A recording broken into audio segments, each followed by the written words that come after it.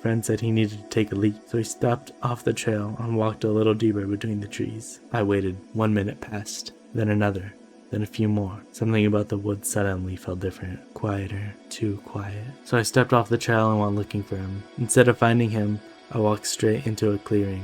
At first I thought I recognized it. There's a small open spot in the woods where one of the neighbors had thrown a party once when I was younger. I remembered music, people drinking, a fire pit in the middle, but something about this clearing didn't feel right. The one I remembered was small, maybe 20 feet across at most. This one was much bigger.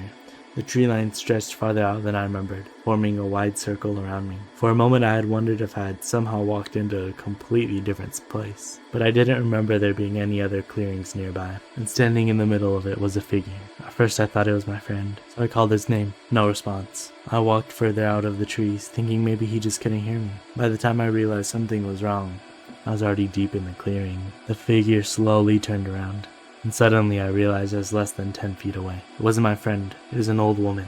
From the edge of that clearing, she had looked tall. Yeah, I'd be out of there, instantly.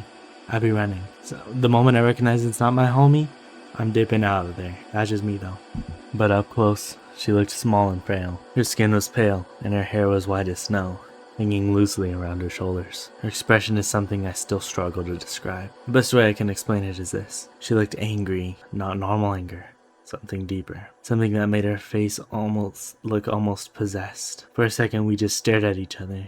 Then she lifted her hands. The way she moved them didn't look normal. They moved too fast, too sharply for someone who looked that old. Almost like her body didn't match the way she was moving. She started murmuring something under her breath. Couldn't understand the words. At the same time, the wind suddenly picked up around the clearing. Not a breeze. A sudden rush of air that pushed through the trees and made the branches bend.